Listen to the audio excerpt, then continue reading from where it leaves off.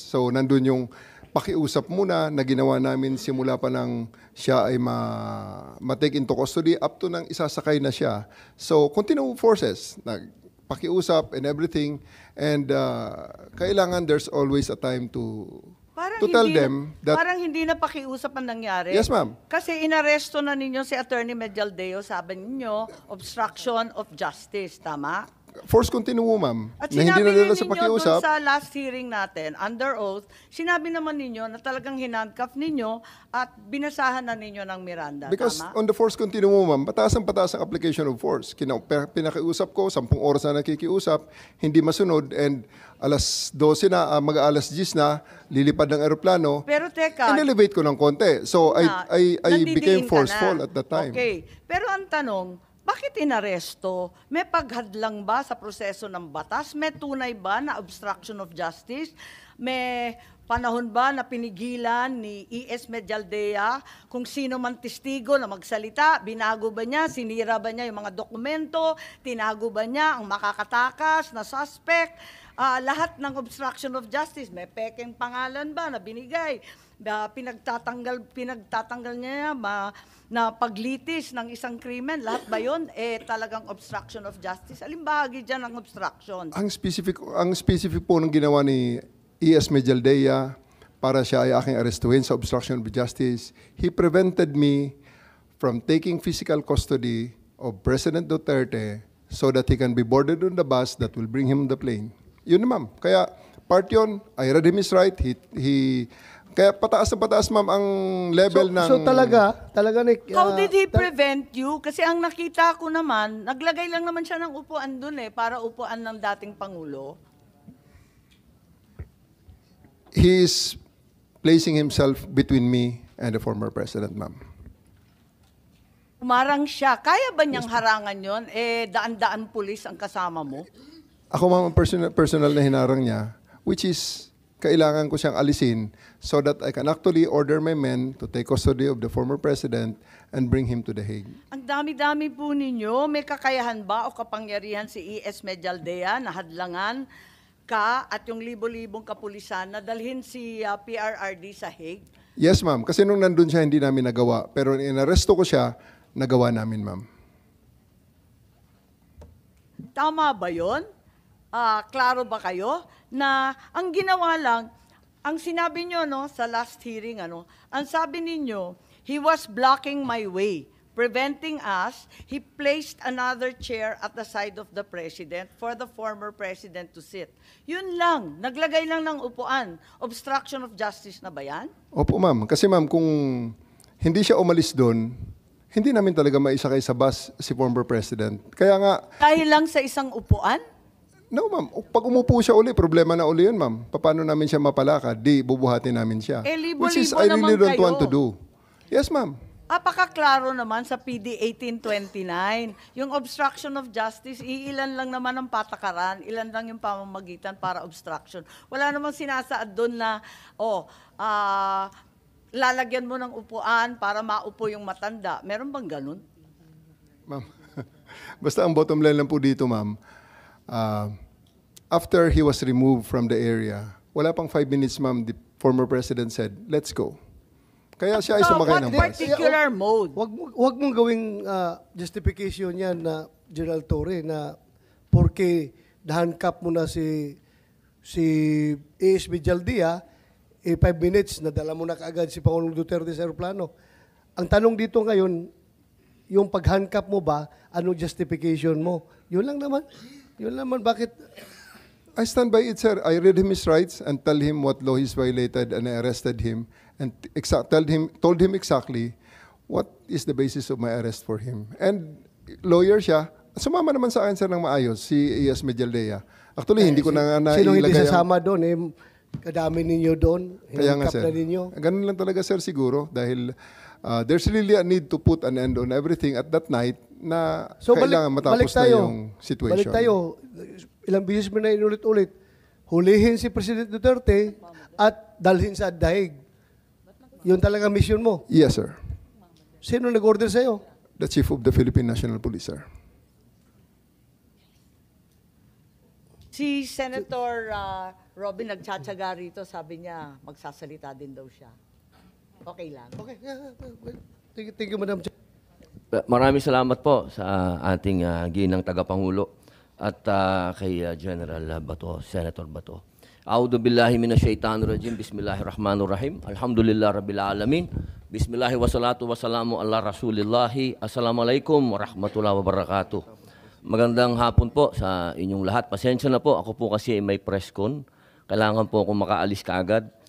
Gusto ko lamang pong iparating sa lahat na wala na po dito si Pangulong Rodrigo Roa Duterte. Ito pong mga pinag-uusapan natin, ito po ay pagsuporta lang namin kay Senator Amy. Pero alam niyo po, sa ating mga magigiting na panauhin dito, napaka-ironic lamang po na alam naman po natin lahat, batid natin lahat, nadadalawang pangulo lang po ang lumaban sa komunista. Una, si Ferdinand Marcos Sr. Ano po ang nangyari? Inalis natin sa bansa.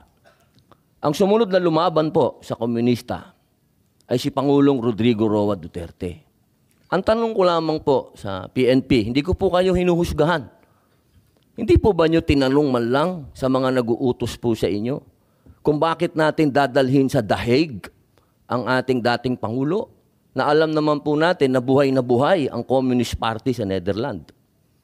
Alam naman po natin na hinihingi natin dati na i-transport dito si Joma Sison, dalhin dito sa Pilipinas. Pero nagkabaliktad po, ang tinransport natin ay yung dating Pangulo natin na lumaban sa komunista. Ito lamang po, tanong ko, bilang ako po'y dating rebelde. Hindi ko naman po yan pinagkakaila. Hindi ko po maintindihan kung bakit tayo po ay nag-submit dito sa mga tiga-Netherlands. Alam naman po natin, kahit po itanong ninyo, ako po ay palagi dyan sa Utrecht. Kasama po si Joma. Hindi ko po yan dinideny. Pero nakakagulat lamang po na dinala natin doon ang dating Pangulo. Yung po ba, hindi po ba alam ng PNP na karamihan po sa mga dumadating na pera sa komunista, sa mga terorista, ay galing po sa abroad. Yan po yung mga tanong na kailangan ko po sanang itanong sa inyo at marinig ang mga sagot ninyo, pero naubos na po ang oras natin sa paikot-ikot. Ako po ay gusto ko pong iparating sa inyo ang kalungkutang napakalalim. Sapagkat sama-sama po tayong lumaban. Gusto po natin ng law and order sa ating bansa. Pero pagdating po sa kaduluduluhan, alam niyo po, General Torre, congratulations, nakadalawang medalya na po kayo. Pero alam niyo po, sir, nalulungkot po ako dahil yung katapangan po ninyo, sir, medyo nakalulungkot po. Bakit? Napakatanda na po ni former President, sir.